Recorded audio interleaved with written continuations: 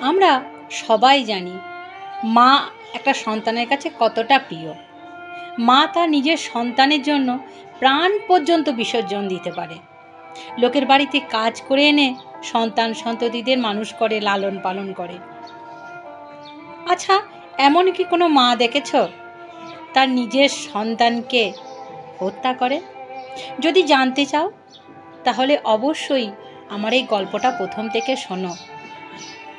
কণ্ঠে বৈশাখীতে আমি তোমাদের স্বাগত জানাই। গল্প শুরু করার আগে আমি তোমাদের বলে দিতে চাই, সব মাই কিন্তু সমান নয়। কিছু কিছু মা এরকম হয়। একটি গ্রামে বাস করত পাশাপাশি দুটো পরিবার। বাস করত পাশাপাশি মানে গ্রামের এক পাড়ায় থাকতো ছেলেটির মারা, অন্য পাড়ায় থাকতো মেয়েটির মারা। ছেলেটির নাম হিরণময়, মেয়েটির নাম কাবেরী। ছোট থেকে তারা একসাথে স্কুলে যাওয়া, টিউশনি যাওয়া সবই করত। একসাথে তারা খেলাধুলা করত।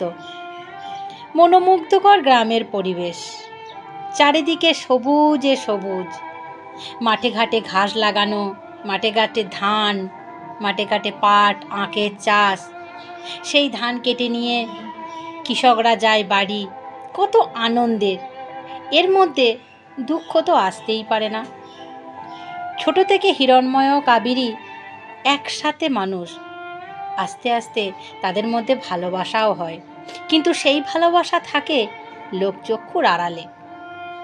লোকচক্ষুর আড়ালে তারা কেউ আগিয়ে আগিয়ে স্কুলে যেত, ঠিক পিছনে পিছনে কাবেরী যেত। টিউশনিতেও যেত, হিরণময় আগে আগে যেত, কাবেরী ঠিক পিছনে পিছনে যেত। গ্রামের লোকের চোখে তারা ধুলো দিতে চেয়েছিল, কিন্তু ভালোবাসা এমন একটা জিনিস, লোকচক্ষের আড়ালে যতই তুমি নিয়ে যাবে ততই সেটা গাঢ় হতে থাকবে। কোনোদিন সত্যকে চাপা দিয়ে যাওয়া যায় না, তাকে তুমি যদি পাতালেও রেখে আসো। একদিন তাই হলো, তাদের ভালোবাসা লোকচক্ষুর সামনে চলে এলো।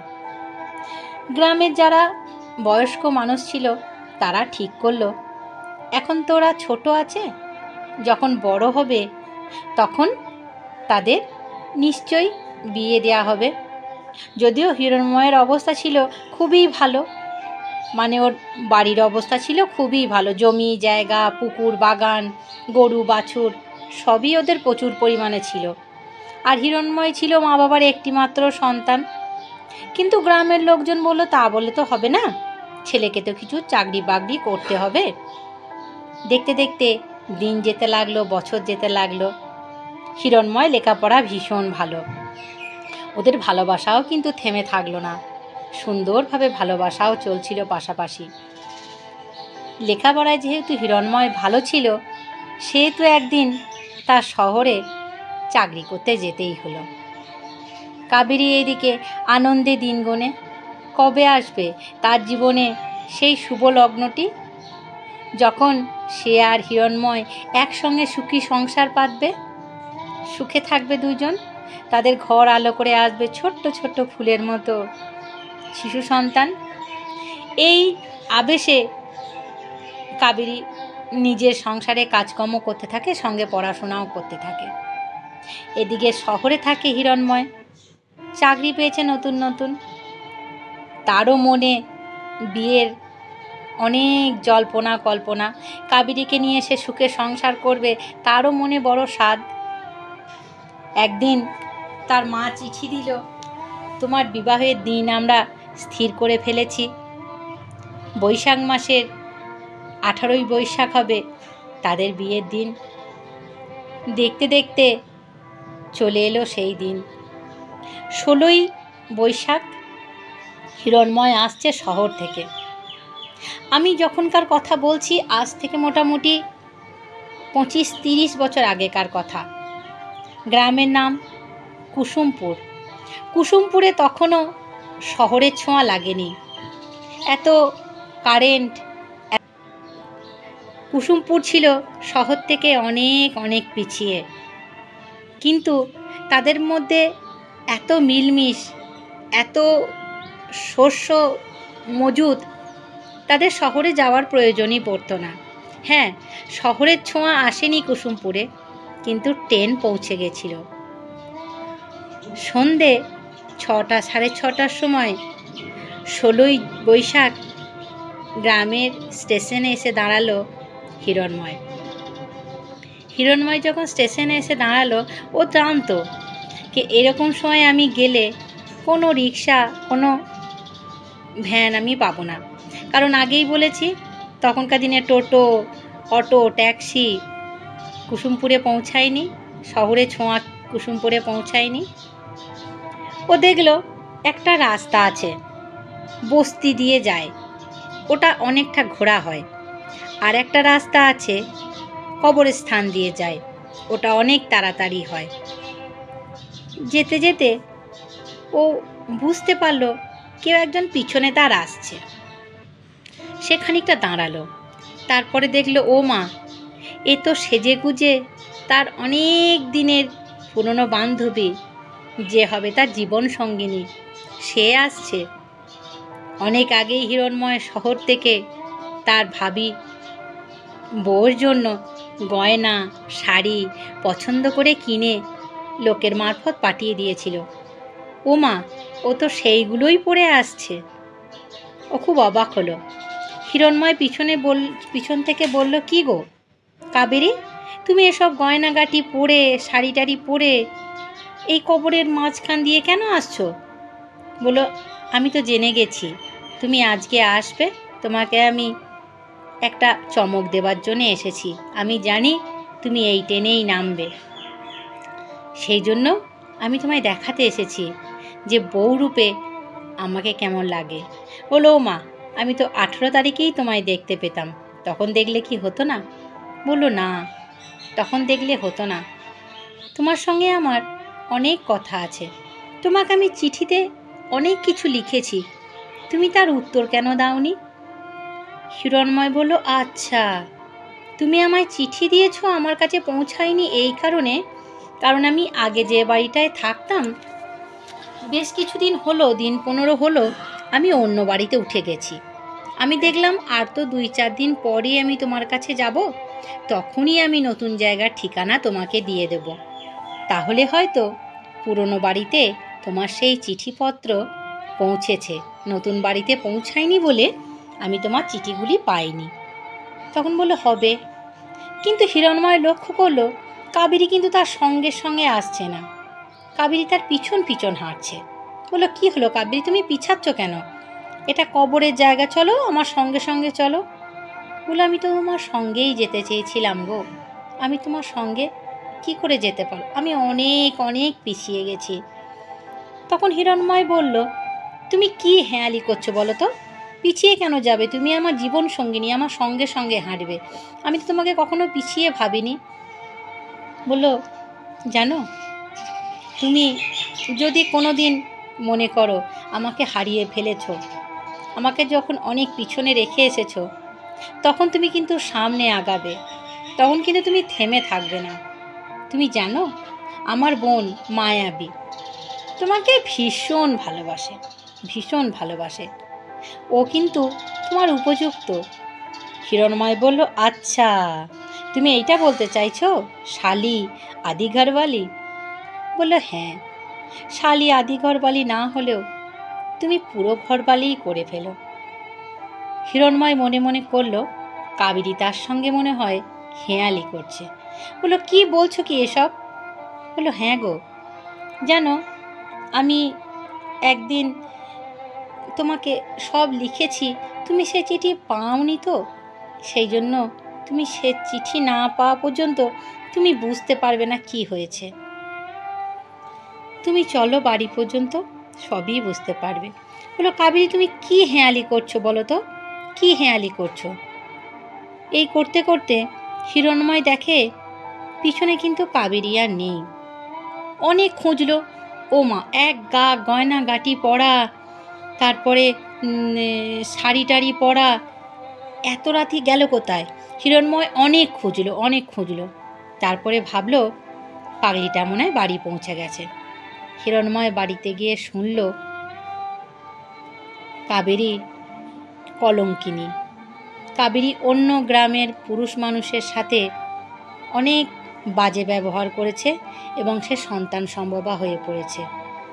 সেই জন্য সে নিজের জীবন নিজেই শেষ করে দিয়েছে। অগত্যা গ্রামের লোক ঠিক করলো 18ই বৈশাখী হিরণময়ের বিয়ে হবে। কার সাথে হবে? কেন?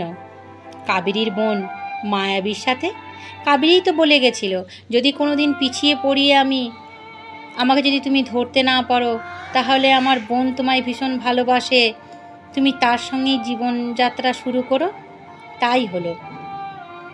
নতুন বউ বিয়ে থা হওয়ার কিছুদিন পর যেতেই হবে হিরণময়কে চাকরির জায়গায় শহরে।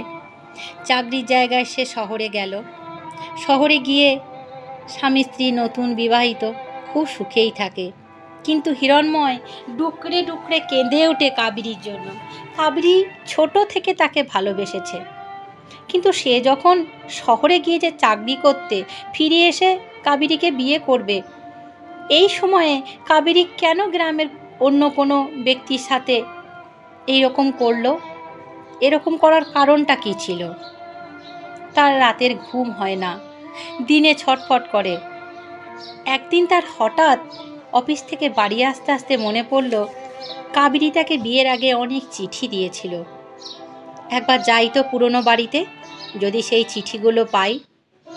গেল পুরনো ঠিকানায়, গিয়ে সমস্ত কাবেরীর চিঠি সে পেল। একটা রাস্তার চেয়ার যেগুলো পাতা থাকে বিশ্রামের জন্য, সেই চেয়ারের মধ্যে হিরণময় বসলো। একটা পুরনো চিঠি খুলে দেখছে, সেখানে লেখা আছে, হিরণময়, আমি তোমায় ভীষণ ভালোবাসি। আমি তোমায় জীবনে কোনো দিন ঠকাবো বা তোমার সঙ্গে প্রতারণা করব, এরকম কোনো দিন মনের বাঞ্ছা আমার কখনোই ছিল না। কিন্তু তুমি তো জানো, আমার ছোট বোন মায়াবী তোমায় ভীষণ ভালোবাসে। যেহেতু তোমার অবস্থা খুব ভালো, তুমি একটা মাত্র মা বাবার সন্তান, জমি জায়গা গরু বাছুর তোমাদের কোনো অসুবিধা নেই। ওখানে যে মেয়ের বিয়ে হবে সেই বড় সুখে থাকবে।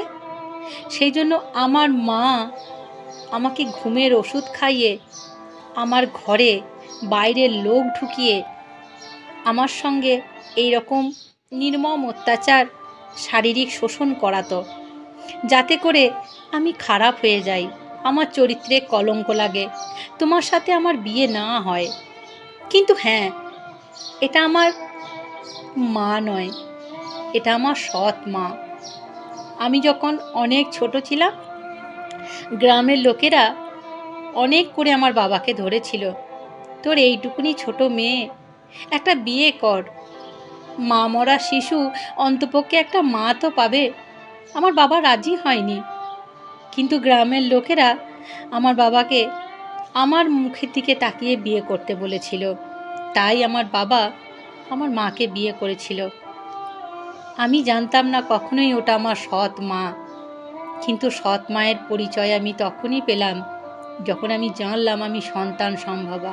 যেহেতু আমাকে ঘুমের ওষুধ খাইয়ে দিত, তারপরে আমার ঘরে লোক ঢোকাতো, আমি সকালে উঠে কিছুই বুঝতে পারতাম না। হ্যাঁ, শরীরের আমি একটা পরিবর্তন দেখতে পেতাম। যখন আমি শুনলাম আমি সন্তান সম্ভবা, তখন আমি ততটাই আশ্চর্য হয়ে গিয়েছিলাম যতটা তুমি আশ্চর্য হলে। সব দোষ আমার সৎ মায়ের, এতে আমার বোনের কোনো দোষ নেই, বিন্দুমাত্র দোষ নেই। সেই জন্য আমি তোমার সাথে স্টেশনে দেখা করে মায়াবীকে বিয়ে করার উপদেশ দিয়ে এসেছিলাম। যদি তুমি আমায় পারো তাহলে ক্ষমা করে দিও। আর জেনে রেখো, তোমার কাবেরী আর যাই হোক অসৎ নয়, তোমার সঙ্গে কোনোদিন প্রতারণা করেনি। দ্বিতীয় যদি কোনো জন্ম থাকে, তাহলে আমি তোমাকে স্বামীরূপে পেতে চাই। আমাকে ক্ষমা করো। কাবেরীর সঙ্গে তুমি সংসার করতে পারলে না, কিন্তু মায়াবীকে তুমি কোনো কষ্ট দিও না। আমার মায়ের কোনো অপরাধের ফল আমার বোন যেন না পায়। হিরণময় যখন চিঠিটা পড়ল, তখন অবাক এবং হতবাক হয়ে গেল। পরের চিঠিতে লেখা আছে, আমার মা যখন জানলো যে আমি সন্তান সম্ভবা, গোটা গ্রামের লোক যখন জানলো আমি সন্তান সম্ভবা, তখন আমার মা এই রাস্তাটাই খুঁজে নিয়েছিল আমাকে বিষ দেবার।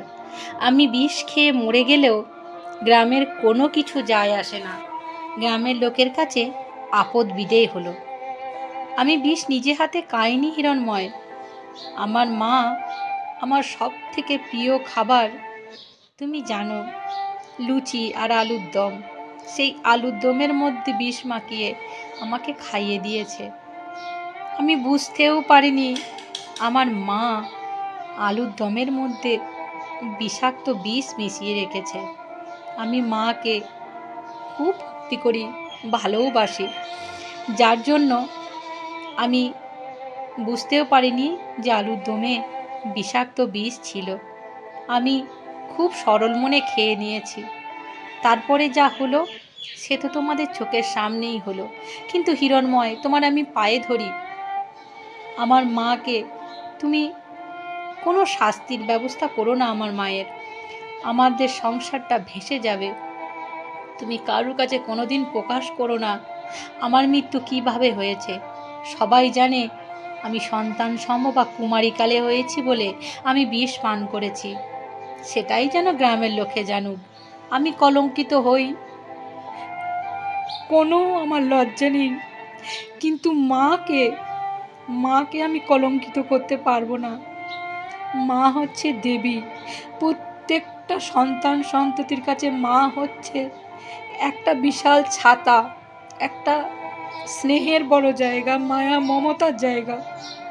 এটা যদি তুমি সবারই কাছে প্রকাশ করে দাও, তাহলে সৎ মাকে আর কেউ নিজের মা বলে ভালোবাসতে পারবে না, মায়া দিতে পারবে না, করুণা দিতে পারবে না, মমতা দিতে পারবে না। তুমি এটা তোমার মধ্যেই সীমিত রেখো। এই ঘটনা তুমি কারোর কাছে প্রকাশ করো না। তুমি চিঠি পড়ে নিয়ে ছিঁড়ে ফেলে দিও, মিলিয়ে যাক হাওয়া বাতাসের মধ্যে আমার এই ঘটনা মিলিয়ে যাক। মা করুণাময়ী থাকুক, মা দয়াময়ী থাকুক, তাতে হোক না সে সৎ মা। আমার এই গল্প যদি তোমাদের ভালো লেগে থাকে তাহলে আমার চ্যানেলটিকে সাবস্ক্রাইব করো। তোমাদের এরকম আরও অনেক ভালো ভালো গল্প আমি শোনাতে চাই।